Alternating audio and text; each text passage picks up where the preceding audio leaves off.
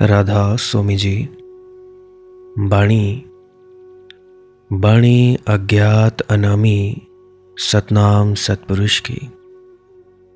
आज की सत्संग वीडियो का विषय है 24 घंटा निरंतर ध्यान में कैसे रहा जाए।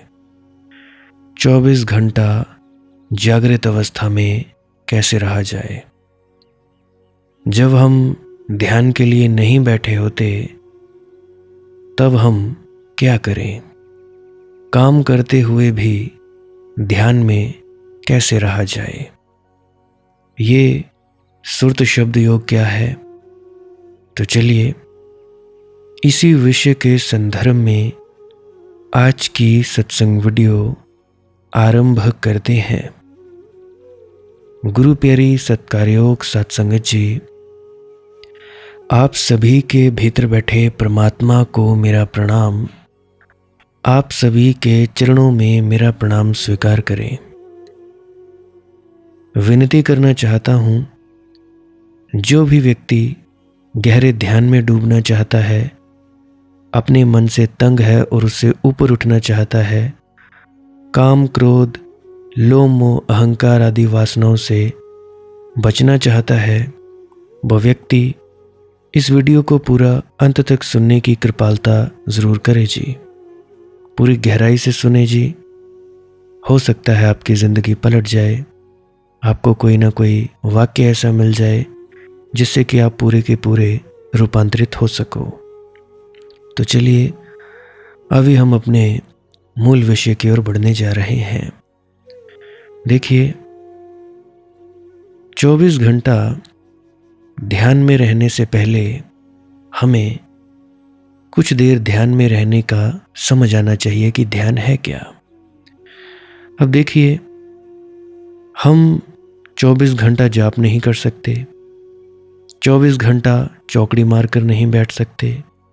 गृहस्थों की बात कह रहा हूँ, होते होंगे कोई, परंतु हम 99% लोग ऐसे हैं जो गृहस्थ हैं, घर में रहते हैं, काम धंधा करते हैं।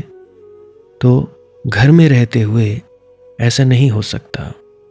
कमाना भी पड़ता है, बाथरूम में जाना पड़ता है, नहाना पड़ता है, खाना पड़ता है।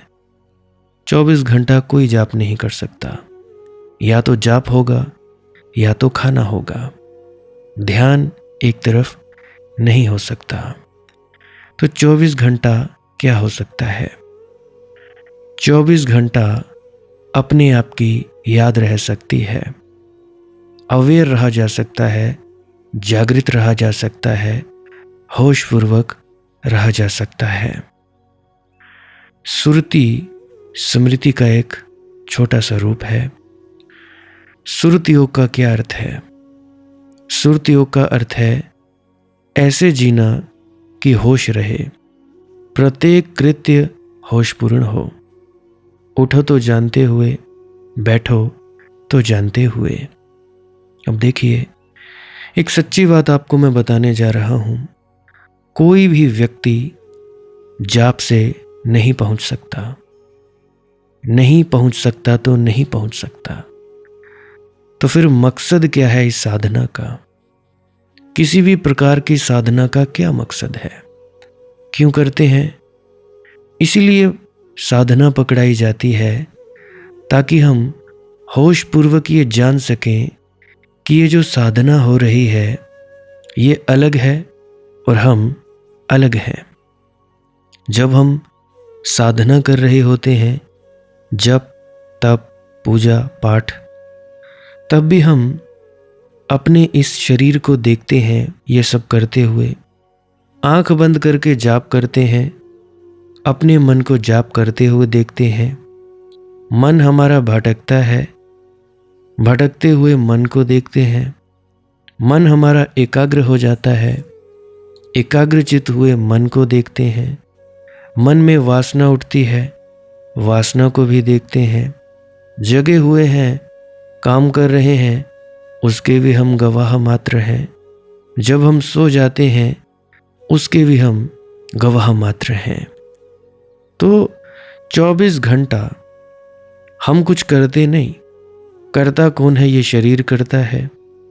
मन में विचार उठते हैं, ख्याल उठते हैं, बुद्धि निर्णय लेती है, हाथ पांव चलते हैं, जुबान से बोलते हैं, खाते हैं, पीते हैं, सो जाते हैं।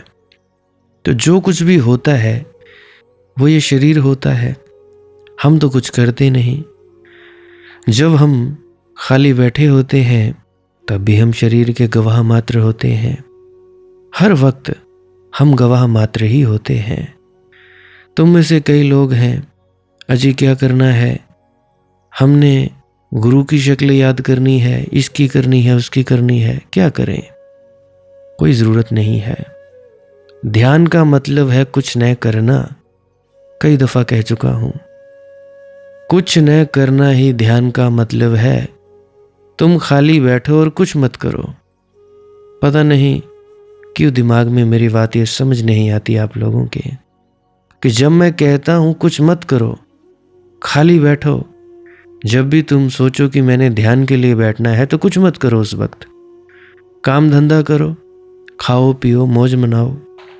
परंतु जब तुम सोचो कि हमने ध्यान के लिए बैठना है तो चुपचाप बैठो और कुछ मत करो। करना धरना है ही नहीं। जो भी तुम करते हो करने वाला ध्यान है ही नहीं। तुम में से कितने लोग हैं कर करके क्या तुम थके नहीं? थके नहीं क्या कर करके? कुछ मिला? बुजुर्ग हो गए, 80 साल उम्र हो गई, 70 साल के हो गए, 40 साल तुमने नाम जपा, कुछ हुआ? कोई आनंद, कोई मस्ती, कोई खुमारी है क्या? अब तक तो तुम्हें पहुंच जाना चाहिए था। क्यों नहीं पहुंचे? क्योंकि तुम लोग बात को समझ ही नहीं पाए। दरअसल ये जितनी भी प्रक्रियाएं हैं ये हमारे होश को बढ़ाने के लिए थी, परंतु हम मशीन की तरह करते रहे।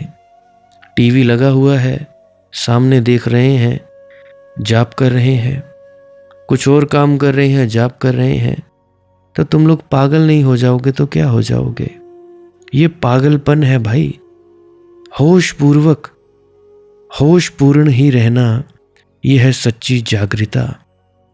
क्या कहते हैं सत्संगों में कि भाई जागृत अवस्था में आओगे तब जाकर अपने आप की पहचान होगी, अपने आप की पहचान होगी तब तुम्हार परमात्मा की पहचान होगी, नहीं तो नहीं होगी। तो ये जो जाप है इससे ये तुम जानो, थोड़ा होश पूर्वक रहो कि ये जो जाप हो रहा है ये किससे हो रहा है?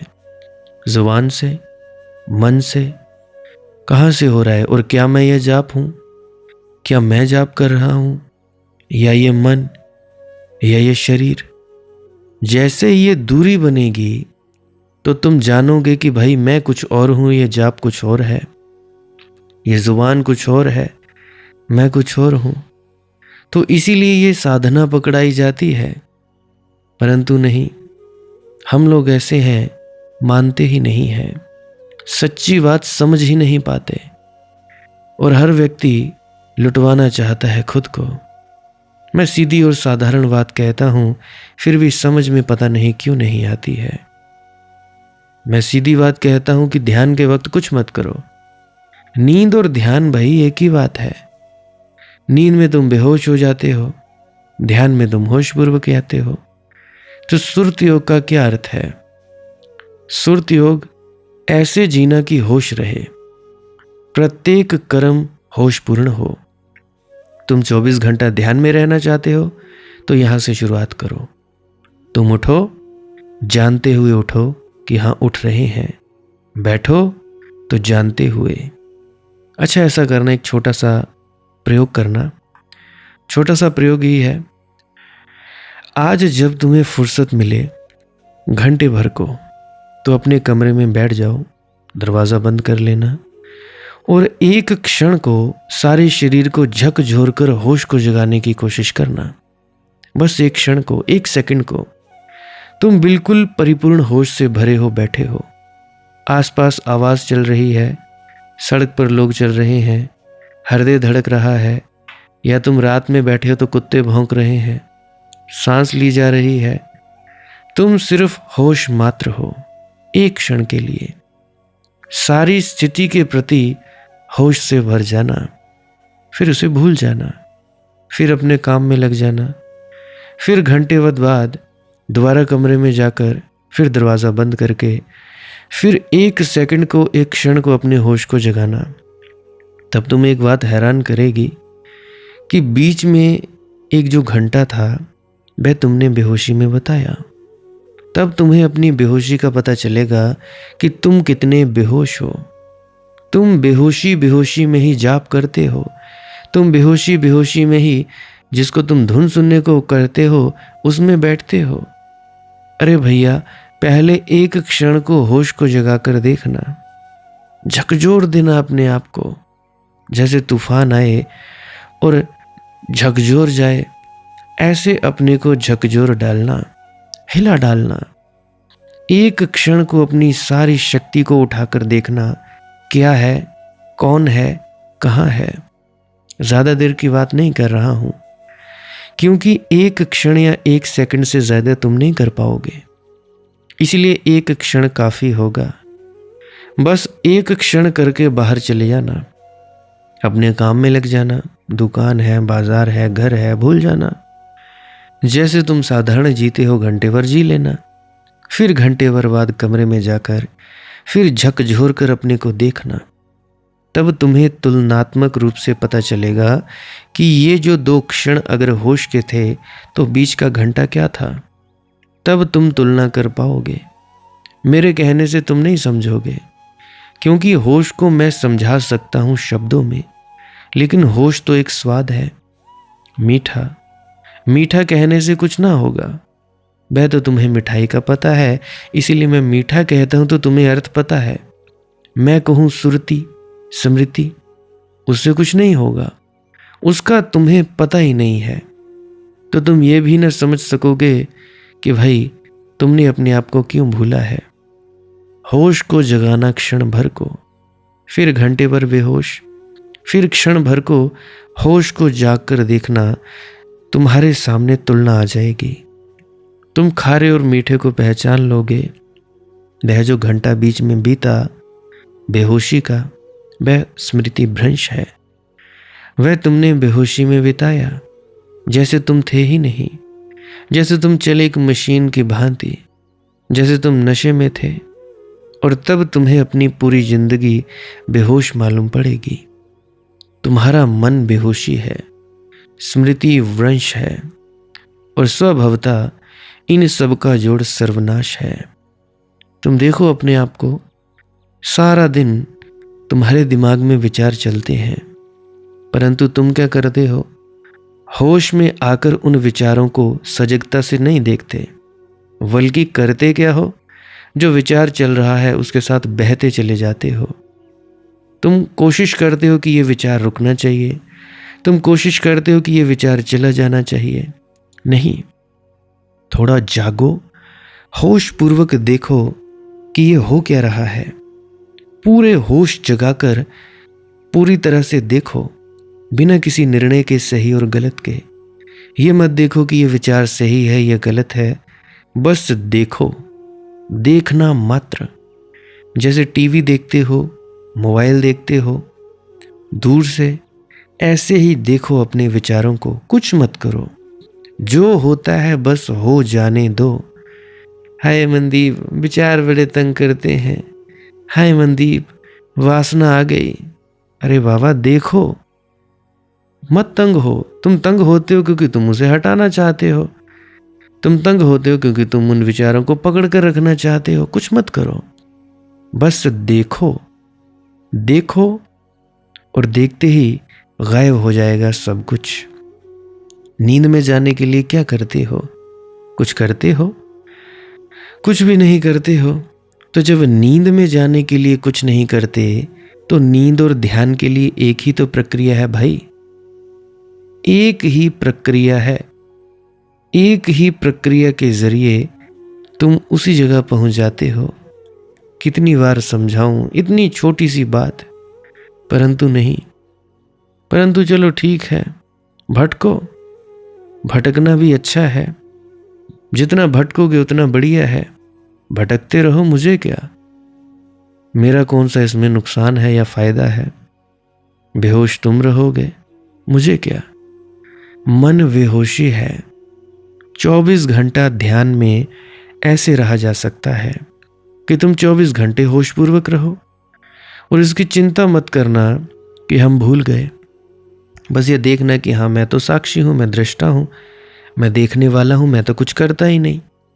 कर रही हैं इंद्रियां, कर रहा है ये शरीर, बोल रहा है ये शरीर, सुन रहा है ये शरीर अपने कानों से। तुम तो कुछ करते नहीं। अगर तुम कुछ करते तो भैया नींद में भी कुछ करते। नींद में तुम कुछ क्यों नहीं करते? नींद में तुम उसी अवस्था में चले जाते हो जिस अवस्था में समाधि के वक्त जाते हो। तुम अपने आप में आ जाते हो, अपने आप में ठहर जाते हो। फिर तुम पूछते हो जी हमारी तो अवस्था नहीं है, हमारा इतना लेवल नहीं है। लेवल की कोई बात नहीं है भाई, कोई ऊंची नीची अवस्था की बात नहीं है। सभी के लिए एक समान है, एक बराबर है। एक बच्चा भी ध्यान में जाता है, एक संत भी ध्यान में जाता है, कोई फर्क नहीं पड़ता। हर व्यक्ति जहां वो खड़ा है वहीं से अपने भीतर जा सकता है। भीतर जाने का मतलब क्या है? नींद में जाते हो, क्या करते हो? कुछ करते हो क्या? कुछ नहीं करते, अपने आप धीरे धीरे अंदर गिरते जाते हो। तो ध्यान का मतलब क्या है? होशपूर्वक रहो, थोड़ा देखो सजगता से कि हाँ ये हो रहा है, ये हो रहा है। जब नींद आ जाए तो उसकी चिंता मत लो। कई आ जाते हैं बेटा नींद बड़ी आती है। अरे बाबा, अगर नींद को भी तुमने दिक्कत समझ लिया तो तुम्हारा शरीर ठीक कैसे रहेगा? नींद भी ध्यान है। योग निद्रा, योग निद्रा कहते हैं अगर बैठे बैठे तुम सो जाओ, परंतु नहीं, तुम उठ के हाय हाय हम तो नींद में चले गए, हमें पता नहीं क्या हुआ। ऐसा नहीं सोचना भाई, इस सोच को बंद कर दो। तुम्हारे किए कुछ हुआ नहीं तो आगे कैसे होगा? तो करना धरना छोड़ दो भाई, बस खाली बैठो, नींद आए तो सो जाओ, क्या फर्क पड़ता है? धीरे धीरे होश पूर्वक तुम जागते जाओगे, होश में आते जाओगे। तुम देखोगे कि हाँ ये शरीर नींद में जा रहा है। धीरे धीरे धीरे तुम्हारी जागृता और होश बढ़ता जाएगा। परंतु काम करते हुए तुम देखो कि ये शरीर क्या कर रहा है। थोड़ा सा तो होश रखो। अगर जान रहे हो तो ध्यान चालू है। भूल गए, बस भूल गए। भूलने का मतलब तुम अपने मन के विचारों में उलझ गए। उलझना नहीं है, विचारों को चलने दो, तुम बस देखते रहो। तो मैंने बात शुरू की थी कि मन बेहोशी है। मन बेहोशी है और जैसे ही हम भूल गए तो इन सब का जोड़ सर्वनाश है। अक्सर हमें कहा जाता है कि बुरी संगति छोड़ो, बुरी संगति छोड़ो। और भी गहराई में अगर हम देखें तो बुरी संगति है हमारे मन की। मन में काम, क्रोध, लोभ, मोह, अहंकार, अपने आप को भूलना, ये सब है। अब देखो, शुरू शुरू में काम क्रोध आदि तरंग की तरह आते हैं, फिर विशाल समुद्र का आकार ग्रहण कर लेते हैं। आता है सब बड़े छोटे से आकार में, तरंग की भांति। अगर तुमने तरंग को ही ना पहचाना और पकड़ा तो चूक गए। पहले कदम में ही जागना। जब क्रोध की पहली लहर आती है, इतनी सूक्ष्म होती है कि पता भी नहीं चलता, चुपचाप प्रविष्ट हो जाती है। इतनी हवा के हल्के झकोर की तरह आती है कि पत्ता भी नहीं हिलता, आवाज भी नहीं होती। पर तभी होश रखा तो ही, नहीं तो बीज प्रविष्ट हो जाएगा। क्रोध की अवस्थाओं को समझो।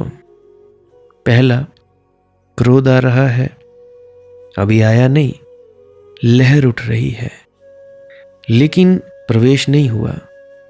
फिर लहर प्रविष्ट हो गई, बीज भीतर पड़ गया, देर अवेर सागर बनेगा।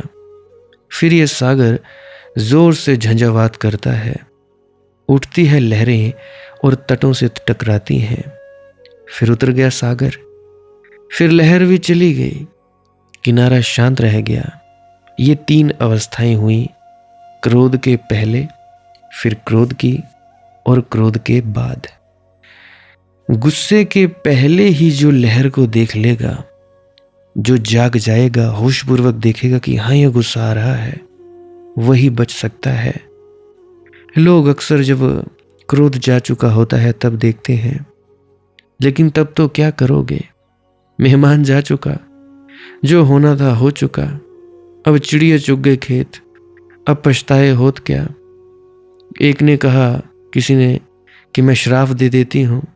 तुम्हारे श्राप लगेंगे भी। श्राप दूसरे को तो बाद में लगेगा या नहीं लगेगा इसका कोई पता नहीं, परंतु सबसे पहले तुम्हारा शरीर खराब होगा, क्योंकि ये जो कॉर्टिसोल हार्मोन्स तुमने अपने अंदर रिलीज किए हैं, ये ऐसा समझो कि बुरा हार्मोन, बुरे तरह का एक पदार्थ तुमने अपने शरीर में डाल दिया। देसी भाषा में जब हम गुस्सा करते हैं तो एक बुरी तरह का पदार्थ हमारे अंदर घुलता है, जिससे हमारा शरीर खराब हो जाता है। तो सबसे पहला नुकसान तो अपने आप पर किया, और तुम सोचते हो बड़े अहंकारी हो कि हम किसी को ऐसा कह देंगे वैसा कह देंगे, उसका ये हो जाए उसका वो हो जाए। होता कभी देखा हुआ नहीं, इत्तेफाक से हो गया होगा तो हो गया होगा। तो दूसरे का नुकसान हो ना हो, तुम्हारा नुकसान सबसे पहले होता है। फिर बाद में बोलते हो ओहो ये मैंने क्या किया। तो अब चिड़िया चुग गई खेत, अब पछताए होत क्या। लेकिन हम पछताते तभी हैं जब चिड़िया खेत चुग जाती है। तुम सभी पछताए हो। ऐसा आदमी खोजना कठिन है जो क्रोध करके ना पछताया हो, लेकिन तुम्हारा पश्चाताप व्यर्थ है। यह तो तब आता है जब सागर उतर चुका। फिर तो तुम करोगे भी क्या। फिर तुम पछता सकते हो और भविष्य के लिए निर्णय ले सकते हो कि अब मैं ही करूंगा मैं क्रोध। लेकिन ये निर्णय भी काम आएंगे, क्योंकि तुमने एक छोटी सी बात भी न सीखी। जिंदगी भर हो गए क्रोध करते कि जब क्रोध आता है तब तुम्हारा होश नहीं रह जाता, तो निर्णय काम कैसे आएगा। जब क्रोध आता है तब होश नहीं रह जाता, तो निर्णय का भी होश नहीं रह जाता। जब क्रोध चला जाता है तुम बड़े बुद्धिमान हो जाते हो। क्रोध चले जाने पर कौन बुद्धिमान नहीं हो जाता। काम वासना का ज्वर उतर जाने पर कौन बुद्धिमान नहीं हो जाता। बुढ़ापे में सभी बुद्धिमान हो जाते हैं, लेकिन उस बुद्धिमत्ता का कोई मूल्य नहीं है। क्रोध की लहर जब आए, अब बात को समझना, यह काम क्रोध आदि पहले तरंग की तरह छोटे आकार में, आकार भी समुद्र का आकार धारण कर लेते हैं। बीज से ही सुलझा लेना, बो दिया फिर तो फसल काटनी ही पड़ेगी। फिर पछताना तो एक तरकीब है, वह तरकीब भी बड़ी चालाक है। अक्सर लोग क्रोध करके पछताते हैं और सोचते हैं कि बड़े भले लोग हैं, कम से कम पछताते तो हैं। लेकिन मेरे जाने हजारों लोगों के निर्णयों को देखकर एक बात मैं तुम लोगों से कहना चाहूँगा, क्रोध करके पछताना पुनः क्रोध करने की तैयारी है। तुम्हारी एक प्रतिमा है तुम्हारे मन में कि तुम बड़े साधु पुरुष हो, साधु चित्त हो, तुम बड़े सती सावित्री हो। क्रोध करके तुम्हारी प्रतिमा खंडित हो जाती है, गिर जाती है, सिंहासन से नीचे पड़ जाती है। पछताकर तुम उसे वापस सिंहासन पर रखने की कोशिश करते हो कि भला क्रोध नहीं होता, और फिर तुम समझाते हो कि क्रोध जरूरी भी था, ना करते तो हमारा नुकसान होता। ऐसे अगर क्रोध ना करोगे तो हर कोई छाती पर चढ़ बैठेगा। आखिर लोगों को डराना तो पड़ेगा ही। मारो मत, कम से कम फुफकारो तो। कोई मारा तो नहीं, किसी की हत्या तो नहीं की, सिर्फ फुफकारे। तुम इस तरह के तर्क अपने लिए खोज लोगे, या तुम कहोगे कि बच्चा था, अगर उसको ना डांटते डपटते बिगड़ जाता, उसके भविष्य के सुधार के लिए हमने किया। तुम हजार बहाने खोज लोगे ये समझाने के लिए कि क्रोध जरूरी था, हालांकि तुम जानते हो कि कोई भी क्रोध जरूरी नहीं है। अगर तुम ये जानते ना होते तो तुम ये भी निर्णय करने की चेष्टा क्यों करते कि जरूरी था? ये तर्क भी तुम इसलिए खोजते हो कि भीतर चोट खलती है, भीतर तुम जानते हो कि बड़ी भूल हो गई है। अब भूल को लिपापोती करते हो, अब भूल को सजाते हो सिंहासन पर, फिर प्रतिमा को बिठा लेते हो, फिर तुम उसी जगह आ जाते हो जहां क्रोध करने के पहले थे। इसका अर्थ हुआ अब तुम फिर पुनः क्रोध करने के लिए उतने ही तत्पर हो जितने पहले थे। पश्चाताप क्रोध की तरकीब है। पश्चाताप से धर्म का कोई संबंध नहीं। धार्मिक व्यक्ति पछताता नहीं, और धार्मिक व्यक्ति व्यर्थ के निर्णय नहीं लेता, व्रत कसमें नहीं खाता। धार्मिक व्यक्ति तो जब कोई चीज को समझ लेता है तो उसकी समझ ही उसकी कसम है, समझ ही उसका पश्चाताप है, उसकी समझ ही उसकी क्रांति है। तब फिर वह ये नहीं कहता कि मैं क्रोध नहीं करूंगा, वह इतना ही कहता है कि अब जब क्रोध आएगा तो मैं जागूंगा। इसे फर्क को समझ लें। क्रोध ना करूंगा ये तो बेहोश आदमी का ही निर्णय है। ये तो तुम बहुत बार कर चुके और बहुत बार झुठला चुके। समझदार आदमी ये कहता है कि एक बात तो मैं समझ गया कि क्रोध जब आता है मैं बेहोश हो जाता हूं, इसीलिए अब होश रखने की जरूरत करूंगा। क्रोध करूंगा कि नहीं करूंगा ये मेरे बस में नहीं। ये मेरे बस में कहां? बस में ही होता तो पहले ही कभी बंद कर दिया होता। मैं अवश हूं, असहाय हूं, इसलिए यह तो नहीं कह सकता कि क्रोध नहीं करूंगा। इतना ही कर सकता हूं कि इस बार जब क्रोध आएगा तो होश से करूंगा। इस फर्क को बहुत गौर से ले लेना। क्रोध तो करूंगा लेकिन होश से करूंगा, और क्रोध अगर होश से किया जाए तो होता ही नहीं। बड़ी मजेदार बात है। क्रोध होश से करना तो ऐसे ही है जैसे जानते हुए पत्थर को कोई रोटी समझकर भोजन करे, पत्थर को चबाए। क्रोध होश से करना जो ऐसा ही है जैसे जानते हुए कोई दीवार से निकलने की कोशिश करे, सिर टकराए लहूलुहान हो जाए। जानते हुए क्रोध करना कुछ ऐसा है जैसे जानते हुए आग में हाथ डाले। इसलिए जानते हुए करूंगा, होश पूर्वक करूंगा। होश पूर्वक का क्या अर्थ है? होश पूर्वक का अर्थ है कि लहर आएगी तब जागूंगा, तब जानूंगा। तूफान जब जा चुका होगा तब पछताने को कोई अर्थ नहीं है। पकड़ूंगा शुरू में, बीज में ही पकड़ूंगा। जिसने पहले पकड़ लिया वह मुक्त हो जाता है। फिर बीज को, लहर को सागर बनने की सुविधा नहीं होती। आते सब छोटी छोटी तरंगों की तरह है, इसलिए तो धोखा दे जाते हैं। जब क्रोध आता है तुम सोचते हो किसको पता है, इतना छोटा है अपने को ही पता नहीं चल रहा। जरा देखना, क्रोध बड़ा नाजुक है, बड़ी हल्की सी लहर आती है। जाते थे तुम रास्ते से, कोई हंसने लगा, उसने कुछ कहा भी नहीं है। तुम्हारे लिए ही हंसा हो ऐसा भी जरूरी नहीं है। तुम ही अकेले नहीं हो, दुनिया बहुत बड़ी है, और क्या मतलब तुम्हारे लिए हंसे। लेकिन एक लहर तुम्हारे भीतर सरक जाएगी। तुम तन गए, कुछ खटक गया, कुछ अटक गया। तुम्हारा प्रवाह वैसा ही ना रहा जो क्षण भर पहले था। उसकी हंसी पत्थर की तरह भीतर चली गई। तुम और हो गए। अपने चेहरे पर गौर करना। चेहरा तन गया, माथे पर सिलवटें आ गईं, होंठ भींच गए, दांत कस गए, हाथों में तनाव आ गया। इस सारी छोटी सी लहर को गौर से देखना, सूक्ष्म निरीक्षण करना, और तुम हैरान होगे। जैसे जैसे तुम निरीक्षण करोगे वैसे वैसे तुम पाओगे कि और भी सूक्ष्म तरंगों का पता चलता है। आदमी हंसा भी नहीं जिस ढंग से उसने तुम्हारी तरफ देखा और लहर आ गई।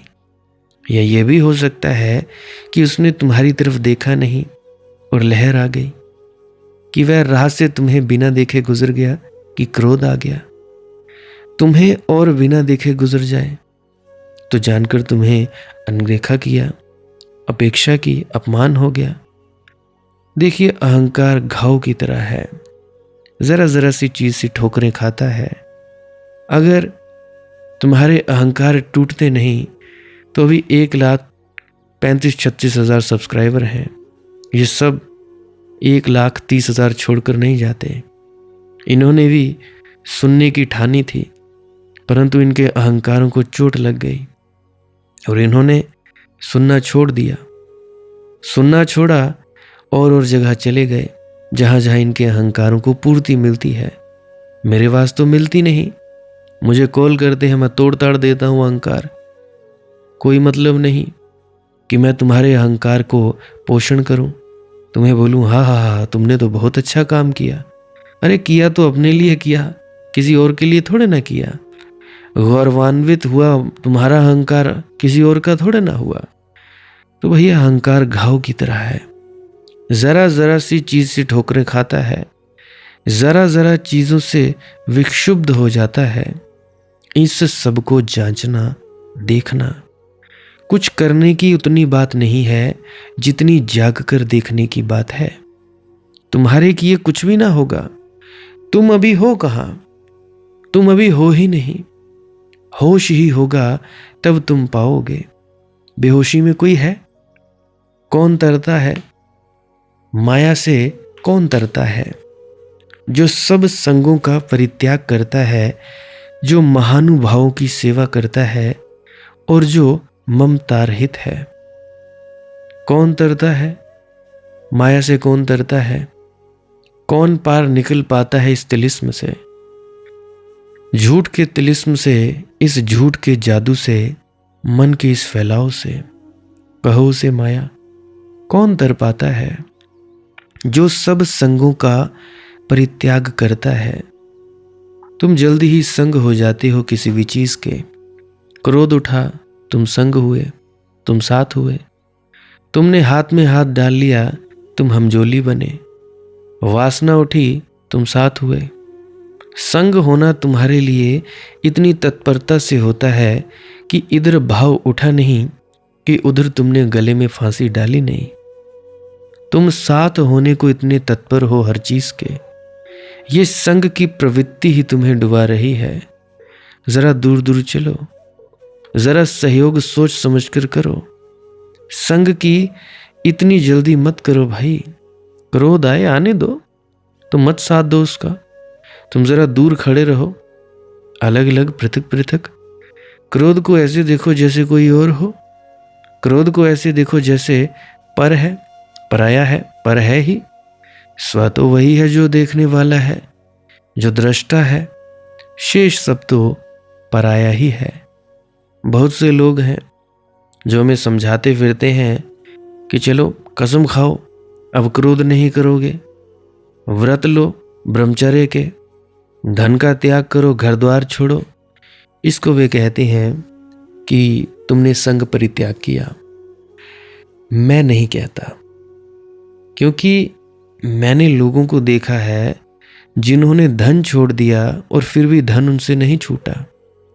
और मैंने उन लोगों को देखा है जिन्होंने घर छोड़ दिए और कुछ भी नहीं छूटा, क्योंकि घर भीतर है, बाहर नहीं। मैंने लोगों के मुंह से कहते हुए सुना कि जी ये तो आपका ही है। अरे मैं कहा, मैं तो दास, ये तो आपका ही है। परंतु मैं उनकी बातों में, उनकी आंखों में देखता हूं छूटा नहीं। कितनी अहंकार से भरी हुई आवाज है कि ये सब कुछ आपका ही है, ये सब कुछ आपका ही है। हम बैठे हैं आपकी सहायता करने को। कितनी बेईमानी करते हैं खुद से। मुझे मूर्ख बनाना बना लो, मैं तो हूं ही मूर्ख। कम से कम खुद को तो मूर्ख मत बनाओ। खुद से तो सच कहो कि भाई धन अभी छूटा नहीं, अभी तुम दास हुए नहीं। यूं तो तुम खुद को दास दास कहलाते हो, क्या हो गए दास? सच कहो, खुद से कहो। मुझे क्या जवाब देना है? मैं कहाँ तुम लोगों को सिर पर डंडा लेके बैठा हूं कि भाई तुम कहो। हो गए दास? क्या तुम्हारा धन से मोह छूट गया? घर छूट गया? घर छोड़कर डेरे में चले आए, हिमालय दौड़ गए, कहीं और चले गए, क्या छूट गया मोह घर वालों से? नहीं छूटा। क्योंकि घर भीतर है बाहर नहीं, मोह अंदर है बाहर नहीं। कितनी अजीब बात है। तुम में से कुछ कहते हो कि तुम्हारे सत्संग ही अजीब होते हैं। अरे होंगे ही, ऐसी सच्ची बात तुम्हें कौन बोलता है? क्योंकि सभी को अपना फैलाव करना है संस्था का। पैसा देते जाओ, मीठी चिकनी चुपड़ी बातें करते हैं तुमसे। वो डरते हैं कि हम इनको अगर कुछ कहेंगे सामने वालों को, ये दान देना बंद कर देंगे। ऐसा ही है ना। तुम देखना, तुम इन तथाकथित गुरुओं की वाणी देखना, इन कथावाचकों की वाणी देखना, इनके शब्द देखना, कितनी चिकनी चुपड़ी बातें करते हैं ये। और इनकी चिकनी चुपड़ी बातें सिर्फ अपनी संस्था को बढ़ावा देने के लिए ही है। क्योंकि अगर ये तुमको डांट डपट देंगे, जैसे मैं डांट रहा हूं, कोई परवाह नहीं, तुम सुनना सुनो, नहीं सुनना मत सुनो। तो इन्होंने क्या करना है? बड़ी मीठी बातें, आहा हा, आपसे बड़ा तो कोई है नहीं। आपने जितना दान दिया, आप जितना कोई दे नहीं सकता। आपने जितनी यहाँ पे सड़कें बनवाई है, कोई बनवा नहीं सकता। ऐसी तो बातें होती हैं। और क्या करते हैं ये तथाकथित व्यक्ति? तुमने इतना दान दिया, हमारी संस्था बड़ी ऊंची हो गई जी, हम इतने लोगों को दान देंगे, हम इतने लोगों को रोटी खिलाएंगे, हमने इतनी गायें पाल रखी हैं। यही सब तो धंधा चल रहा है। और धंधा है क्या? कुछ भी नहीं। और तुमसे बड़ी मीठी मीठी बातें करेंगे, तुम्हारे अहंकार को बहलाएंगे, फुसलाएंगे कि इस फलाने व्यक्ति ने इतना दान दिया है। हमारे इधर चौकी मनियार से करीब करीब कोई 13-14 किलोमीटर की दूरी होगी, शिव मंदिर है। तो शिव मंदिर है, वहाँ पे सीढ़ियाँ हैं। तो सीढ़ियों पे नाम लिखे हुए हैं कि इस व्यक्ति ने इतना दान दिया। पंखों पे नाम लिखे हुए हैं, इस व्यक्ति ने इतना दान दिया। देखो कितनी अजीब बात है। तुम दान भी देते हो और नाम भी चाहते हो कि हमने दिया, उस फलाने व्यक्ति ने दिया, इतनी तारीख और इतना दिया, 2 रुपया दिया, 3 रुपया दिया। तुम चाहते हो कि हम बड़े हो जाएं। और यही सब तो करते हैं ये कि हाँ, तुम्हें बोलेंगे वाह जी वाह, आओ जी आओ। तुम्हारी कमी नहीं निकालेंगे, तुम्हारी गलती नहीं बताएंगे, क्योंकि अगर तुम्हारी गलती बता दी तो तुम कहीं और चले जाओगे। और क्या है, तो दुकानदारी इनकी नष्ट हो जाएगी।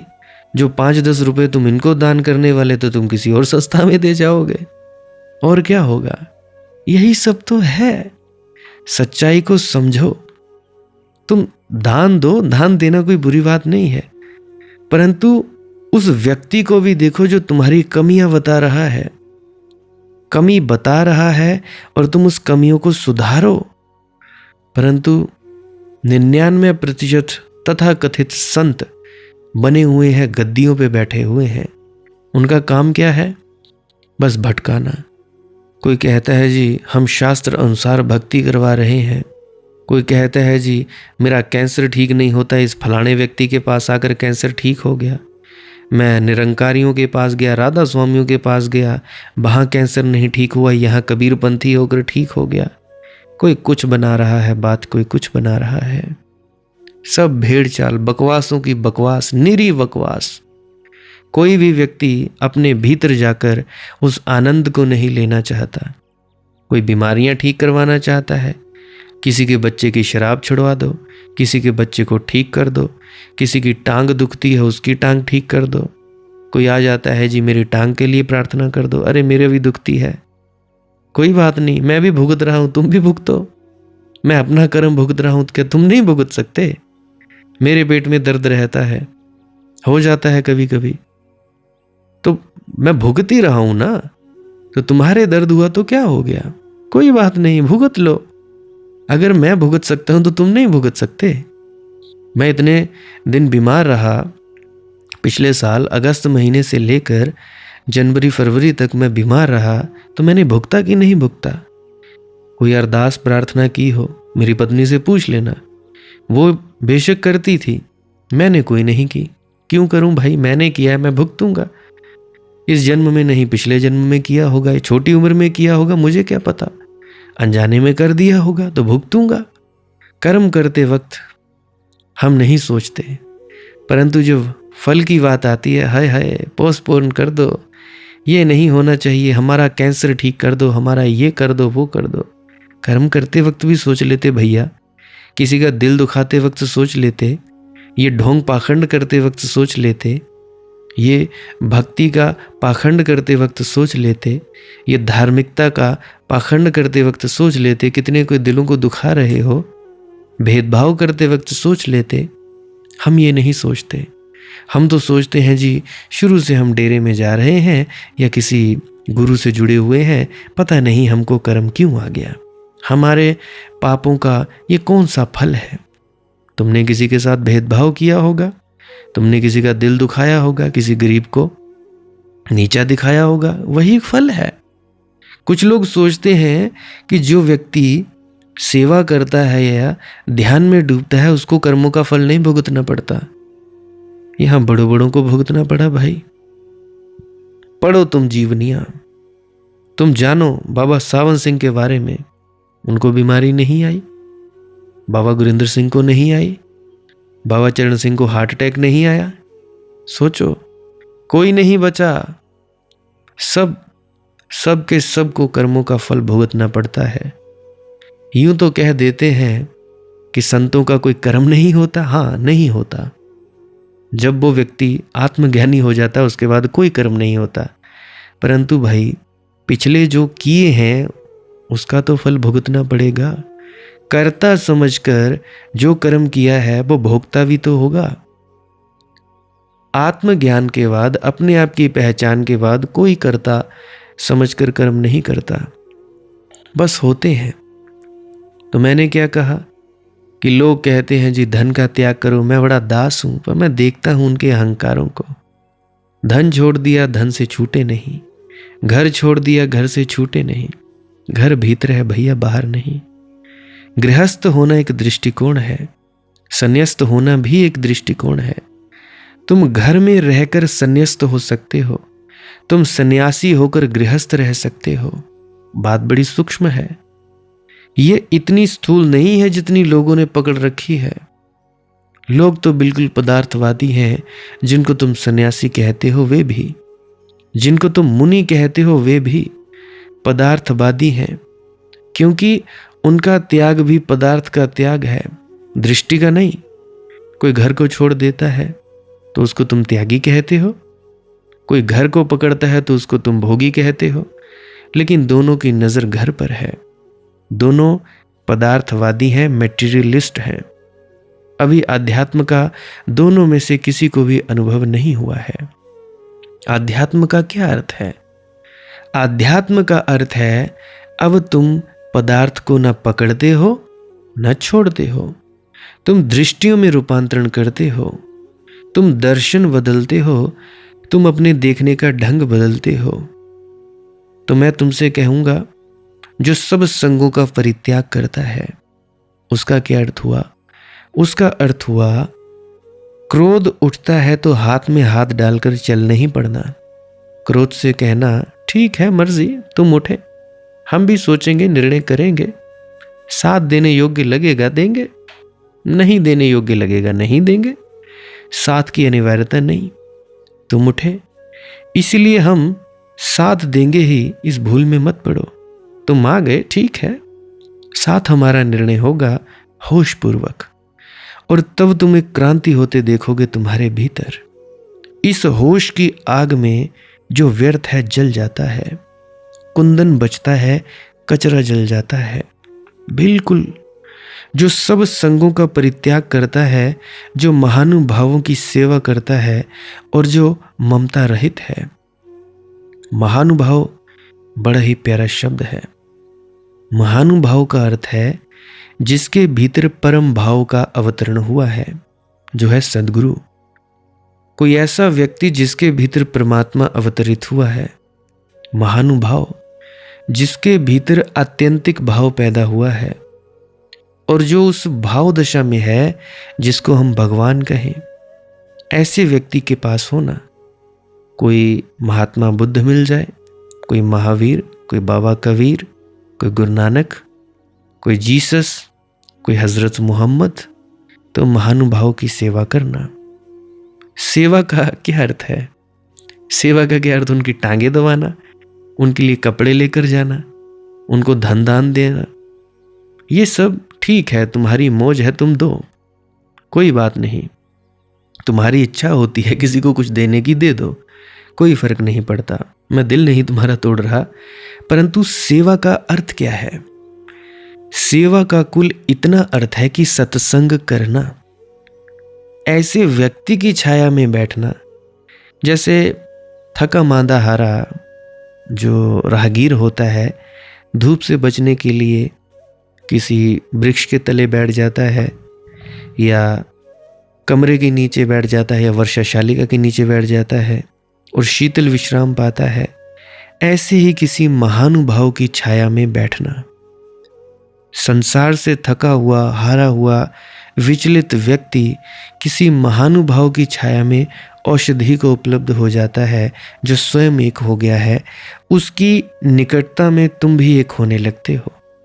जो स्वयं एक हो गया है, उसके पास बैठकर उसका सत्य संक्रामक होने लगता है। ध्यान रखना, बीमारी ही नहीं लगती, स्वस्थ भी लगता है। बुराई ही नहीं तैरती एक से दूसरे में, सत्य भी संक्रमित होता है।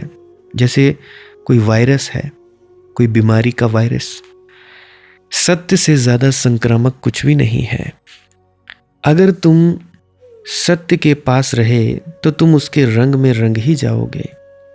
अगर तुम बगीचे से गुजरे तो तुम्हारे वस्त्र फूलों की थोड़ी ना बहुत गंध ले ही लेंगे। देखिए, महानुभावों से दो तरह के संबंध हो सकते हैं, यानी कि सद्गुरुओं से। एक तो ममता का संबंध है, किसी से भी संबंध हो ममता का, मेरा बेटा, मेरी माँ, मेरी पत्नी, यहां संबंध मेरे का है। तुम गुरु के साथ मेरे का संबंध मत बनाना। अगर तुमने वहां भी मेरे का संबंध बनाया तो तुम चूकोगे।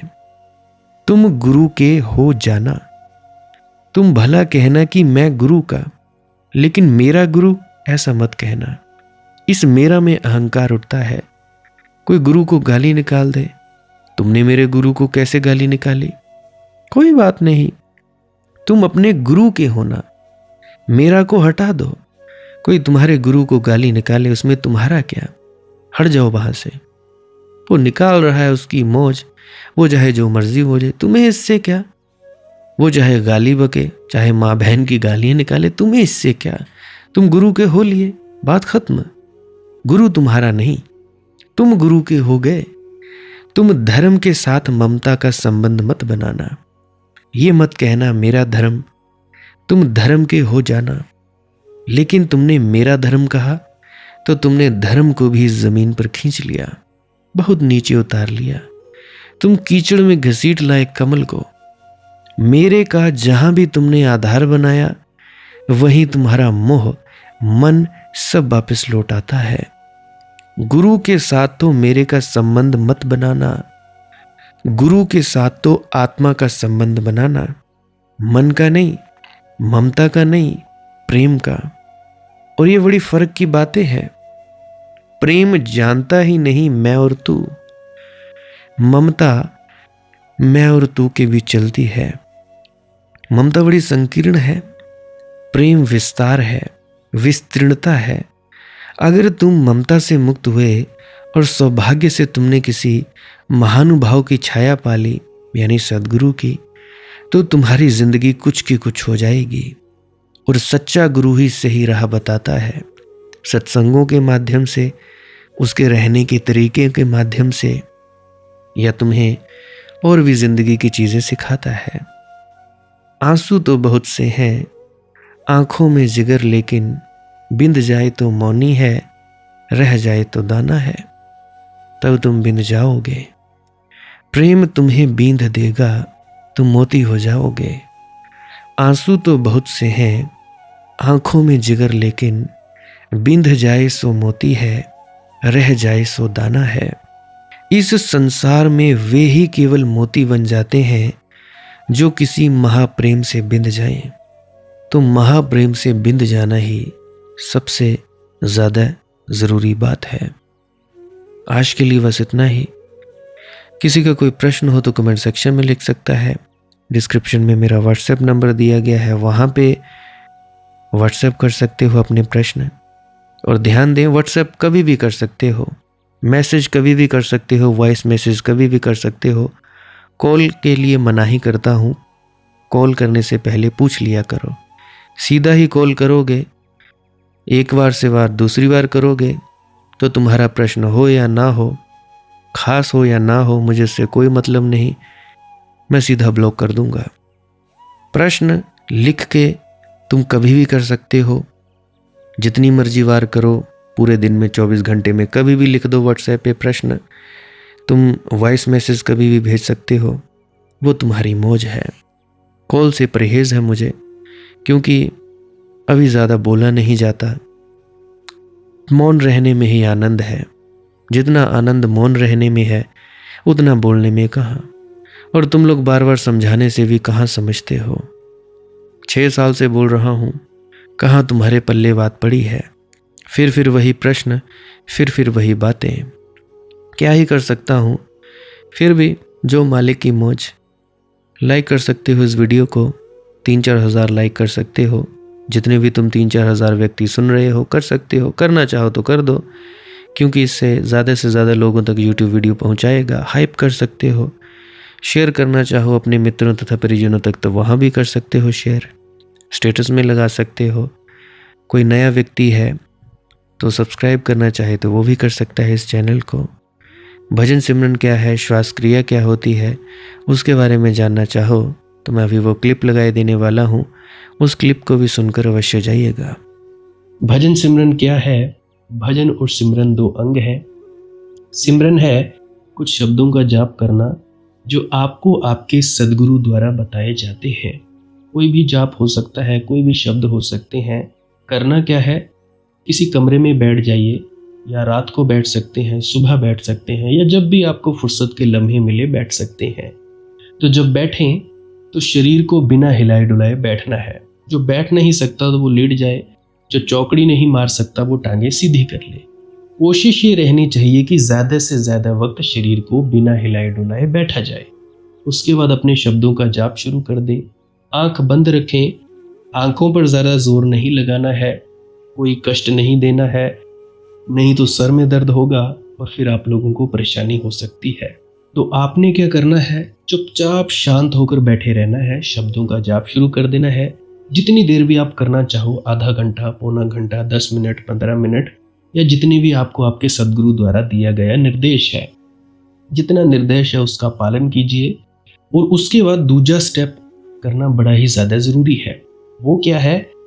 वो उसी अवस्था में बैठे रहें या आसन भी बदल सकते हैं। ये जो शब्दों का जाप होता है ये एकाग्रता के लिए होता है, ताकि मन की एकाग्रता आ जाए। और जब मन की एकाग्रता आ जाए फिर दूसरा कदम क्या है? धुन सुनने के लिए बैठना। चुपचाप बैठे रहें, आंख बंद है, शब्दों का जाप बंद कर देना है। और अगर कोई भी आपके गुरु महाराज है, उनको आप स्मरण कर रहे थे, याद कर रहे थे, आंखों के सामने शक्ल ला रहे थे, तो उसको लाना बंद कर दीजिए। शब्द धुन सुन रही है तो सुनते रहिए। आंख बंद करके अंधेरे में ही टिके रहें।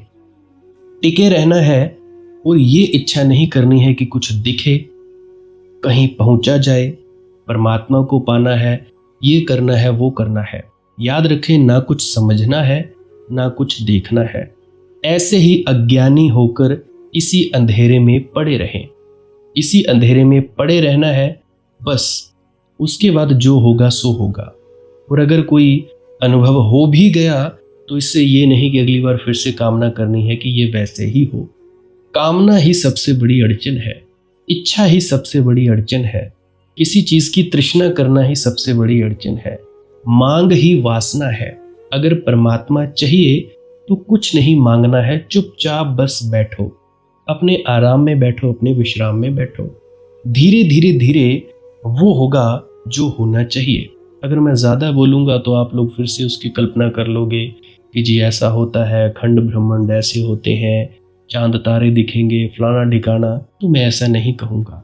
मैं बस इतना कहूँगा, जो कुछ दिखता है, कुछ भी दिख जाए, वो मन है वो माया है। जो नहीं दिखता वही आत्मा है, वही आत्मा में होना है। अब जैसा कि तुम लोग इसी अंधेरे में टिके रहोगे, टिके रहोगे, टिके रहोगे, तो कुछ दिनों के बाद या महीनों के बाद एक प्रकाश आएगा। वो प्रकाश पूरे शरीर में फैलता जाएगा और धीरे धीरे तुम इस प्रकाश के सहारे अपने आप में स्थित होगे। अब देखो, इस प्रकाश को देखने वाले भी तुम हो और इस शब्द धुन को सुनने वाले भी तुम हो। अब जो ये शब्द धुन को सुनता है और प्रकाश को देखता है, ये तुम हो। तो अपने आप में स्थित होना है, अपने आप को जानना ही सच्चा आत्मज्ञान है। खुद को जानना, खुद को जान लिया, मालिक को फिर जान जाओगे। तो इतनी सी प्रक्रिया है। और आगे आप श्वास क्रिया भी कर सकते हो। ये मुझे बताई गई थी विजय शर्मा जी द्वारा। वो एक उच्च कोटि के संत हैं, तो उन्होंने मुझे बताई। मेरा फर्ज बनता है कि आप सभी को बताऊं। वैसे तो मैं रोज रोज बताता हूं, फिर भी आज फिर से बता रहा हूं। श्वास क्रिया क्या है? नाक से सांस लेना है, मुंह से छोड़ना है। लंबा सांस लेना है नाक से और मुंह से छोड़ देना है। 15 मिनट करें, 20 मिनट करें, आधा पौना घंटा, जितनी देर भी आप कर सकते हो करें। करने के बाद करना कुछ नहीं है, चुपचाप आंख बंद करके बैठ जाना है। लेट सकते हो तो लेट सकते हैं, वो आपकी अपनी इच्छा है। नींद आ जाए तो सो जाना है, शरीर को कष्ट नहीं देना है। अगर सर घूमे घूमने देना है, अगर आपका शरीर कांपे तो कांपने देना है। उसकी आपने दिक्कत, परेशानी और चिंता नहीं लेनी है, ये सब होता ही है। और मरने से डर लगे तब भी नहीं डरना है, ये होता ही है। क्या कहा मैंने? 15 से 20 मिनट कर सकते हैं, उसके बाद चुपचाप बैठें और अपने भीतर अपने आप उतर जाओगे। ठीक है जी। प्रेग्नेंट लेडीज़ बिल्कुल ना करें, जिनको दिल की बीमारी है या गोलियां वगैरह खाते हैं वो भी बिल्कुल ना करें, और बाकी सब कर सकते हैं। जिनको नींद नहीं आती वो अवश्य करें, और जिनको थोड़ा डिप्रेशन रहता है वो भी अवश्य करें, और जिनके बच्चे थोड़े पढ़ाई में कमज़ोर हैं वो भी ज़रूर करें। बाकी आपकी मौज है, करना हो करिए, नहीं तो आपकी अपनी अपनी इच्छा है। और ध्यान दें, जब सिमरन करें तो उसके बाद सीधा भजन पे बैठें, और जब ये श्वास क्रिया करें तो इसके बाद सीधा भजन के लिए बैठें। अलग अलग प्रक्रियाएं हैं। एकाग्रता के लिए है श्वास क्रिया और एकाग्रता के लिए ही है भजन सिमरन। सिमरन भी एकाग्रता के लिए और श्वास क्रिया भी एकाग्रता के लिए। ठीक है, मिक्स नहीं करना है, अलग अलग करिए। अगर श्वास क्रिया करी तो उसके बाद सीधा धुन सुनने पर बैठें। अगर सिमरन के शब्दों का जाप किया उसके बाद फिर से धुन सुनने पर बैठें। बाकी आपकी अपनी मौज है, जो आपको रुचे वो कर सकते हो। अगर धुन सुनने लगे तो धुन सुनने पर ही डायरेक्ट बैठा जाए, परंतु श्वास क्रिया मत छोड़ना, क्योंकि श्वास क्रिया करने से शारीरिक, मानसिक और आध्यात्मिक लाभ मिलता है। बाकी आप कीजिए, आपकी मौज है। राधा स्वामी जी।